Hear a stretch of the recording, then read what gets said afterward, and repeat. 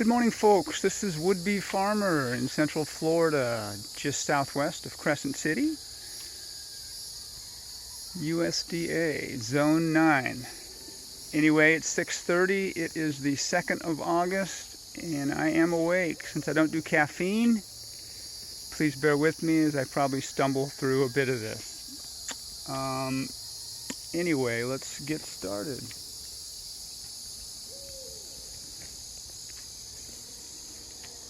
Hopefully the light's going to cooperate with us. We'll start out going in the garden here.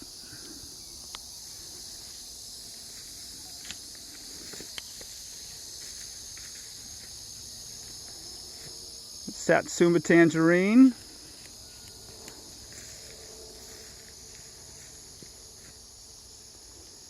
There is a native persimmon right here, growing from seedling. Not too old. I've got a mulberry here. Native mulberry.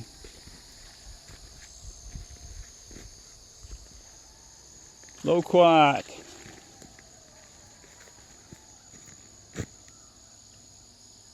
Suriname cherry. What you see up there is a bottle gourd or a calabash that's vining. Mexican sunflower.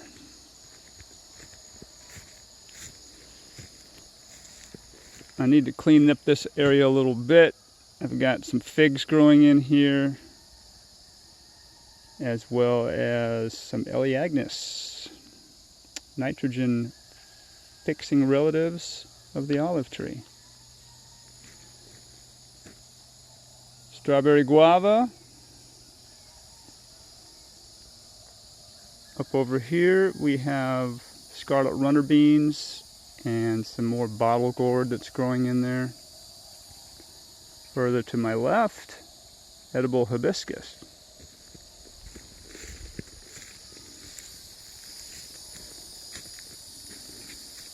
Oh, and I think I just stepped on the seedling Suriname cherry.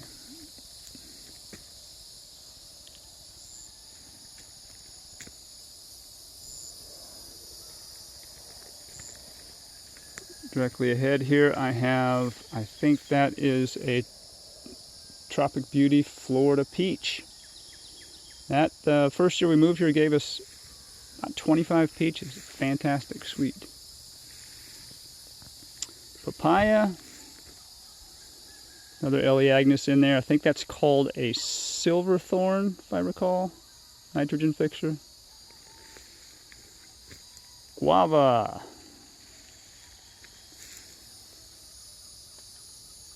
Native plum seedling.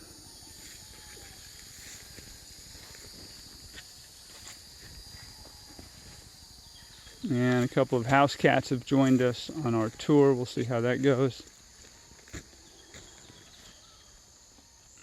This is a scarlet plum. This did well for us the first year and the second year. We are now into our third year, starting our third year this month. That gave us a lot of nice fruit this year.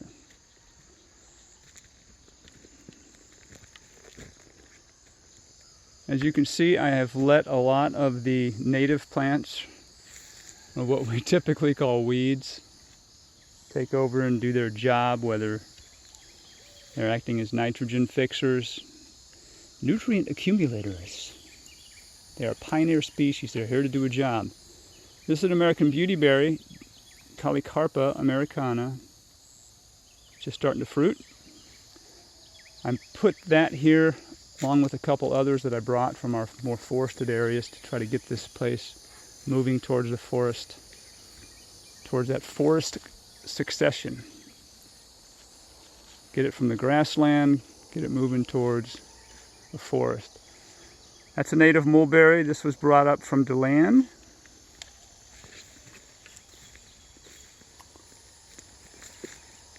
That's a peach.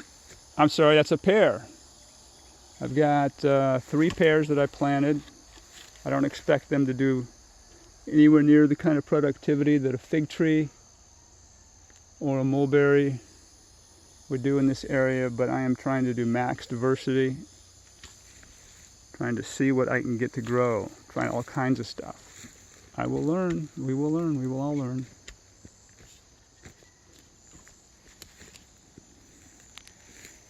Got another little fig here. I think that's a brown turkey if I recall. These are all common figs. They don't require specific wasp types. If you've studied figs at all, it's a pretty fascinating story. I'll leave it at that. As I recall, figs need wasps to go inside and do their thing, so that's kind of neat. That is kind of neat. Got another pear over here. And I think in with this pear, if I recall, I planted a native Walter's viburnum. Yeah, I think it's right there.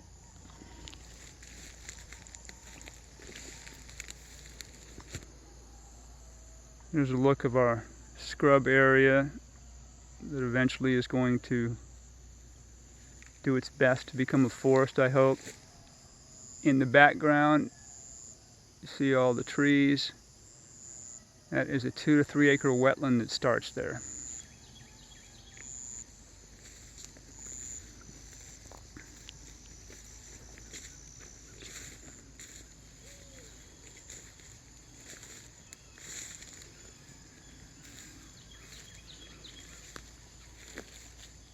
Another pear tree.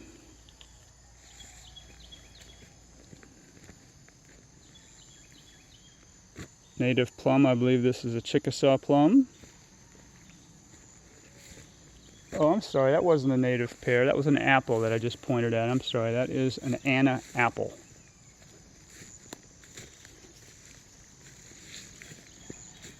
Here's a peach tree. I got a good story about this peach tree. I went to a little nursery in Gainesville, Florida. They didn't have any fruit trees, and I looked and looked and looked, and there was this little tiny half-dead peach tree. I said, "Is this a peach?" "Yes." "Can I get it from you?" "Okay." So he gave it to me for half price and nourished it. Little project. It came back to life. Gave me one peach this year, so it's taken some time. It was in bad shape, and I think he or she's going to be just fine. All right, this is a native persimmon. That was having trouble the first year, and I think planting it in the ground too early, the heavy Florida sun, I think it was struggling, but it's doing a lot better now. And pomegranate. I know pomegranates don't do well in Zone 9 Florida. They do fine in Zone 9 California, which is where I grew up. I'll call that a permaculture mistake. But again, that tree is going to provide shade. It's doing a job. If I only get 1 or 2 pomegranates out of it, well, okay. I'm going to have so many trees growing in here eventually. It's going to be just fine. Oh, Japanese plum, loquat. I brought 4 of those from the front of our property back here. As we had 9 sitting up there. We had the mama tree and 8 babies, and I didn't think they all needed to be in that area, so I moved them around a little bit. All right, so let's get out of the first project we did, the Garden of Eden. Let's move around a little bit.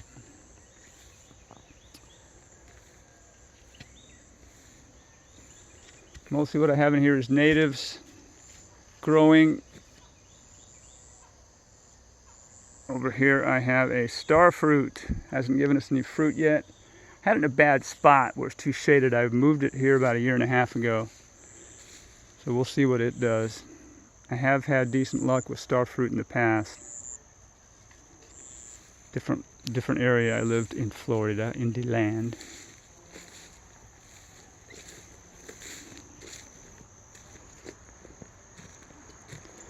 These are 4 o'clocks. Not a particular permaculture specialist, but it's attractive to pollinators. Butterflies, bugs, hummingbirds, what have you, and I'm throwing that out. I'm just guessing. but it's doing okay. I've got several of those around the property. They were given by a friend. The seeds were given by a friend. Thank you.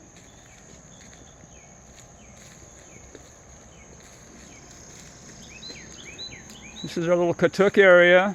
We've got Katuk growing everywhere. If you've never had the pleasure of eating Katuk, it is a neat treat. The leaves taste somewhere between a pea and a peanut. Kind of a nice addition to a salad for sure.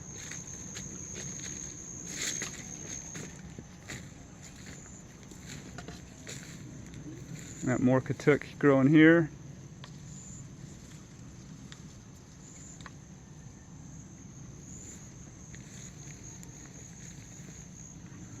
What's taken over the house is a combination of passion fruit and ivy gourd, and that is all coming down as soon as we get the last of the passion fruit harvested. That is coming down.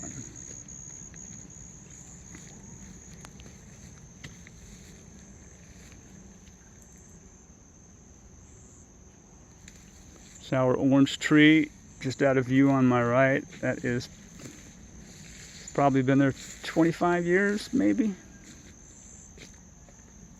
Sour orange. Salad dressing? Okay.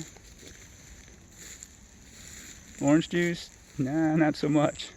I took some, tried to make an orange drink out of it, and I had to do about a 25% sour orange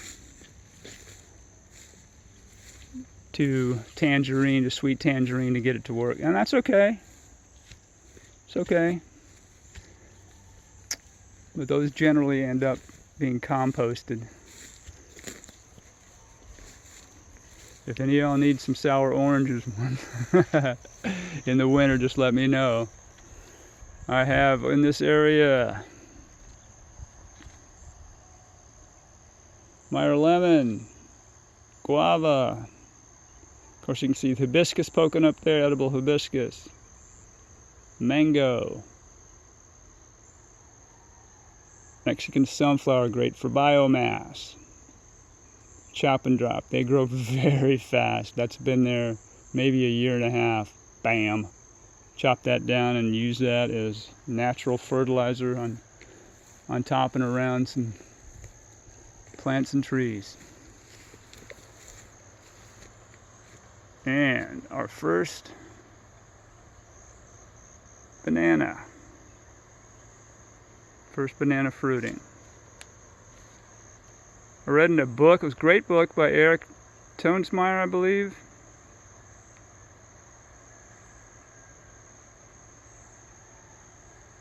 And he had a phrase in there, and he's from Massachusetts. I'm not going to hold him to every little bitty thing he says is absolutely perfect. Great author. Has some great books out there, perennial vegetables.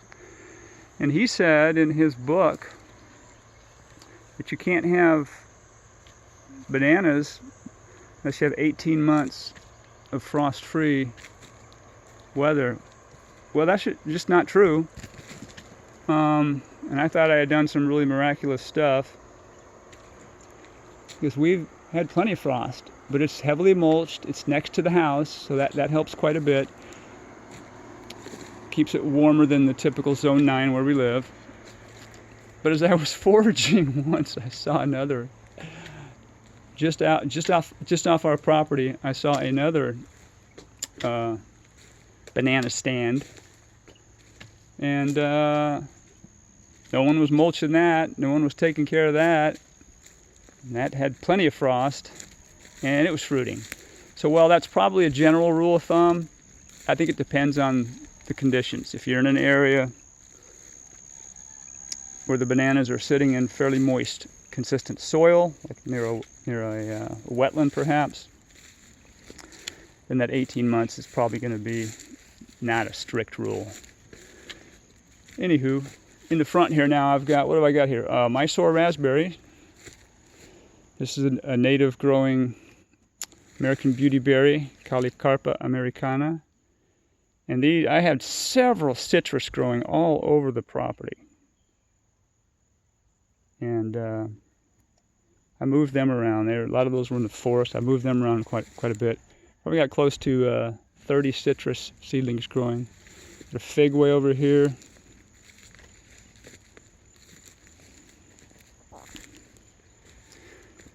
This is the area the pigs like to come through, tear up quite a bit. Got a mulberry behind the beautyberry. And over in that direction, there is a citrus. That citrus actually was going right up against the house, and I transplanted it, moved it over there. Another one that was doing its own thing. Guava.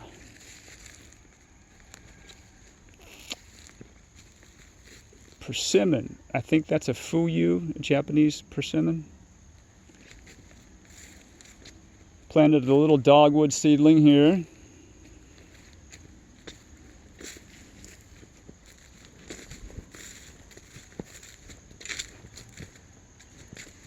Alright, let's spin around. This video gets too long. I am never going to be able to load it, but what the heck. Never be able to upload it.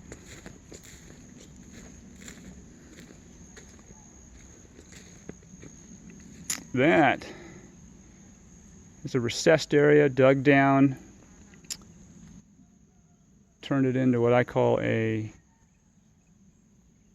Hugel Swale and berm. I took wood from Irma. A lot of wood came down during the, a lot of trees came down during the Irma hurricane. And raised a berm, dug out a swale. Took lots of plants that were growing in wet areas, filled them in, put a couple of bananas, and that holds water and keeps it off the front porch. Got a couple of little Katuks I have planted here. That's a project for that is a Moringa. You can see the little Katuk is growing here. Trying to learn how to do Moringa cuttings. I haven't had great luck with it. I've had one take hold and grow, so. Whoa, cat. Another little tangerine seedling in there. Right there.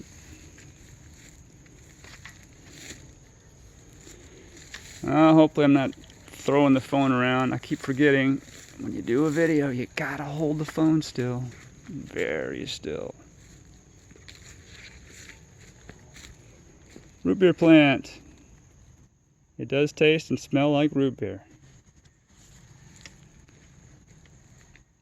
I'm just about done, I think.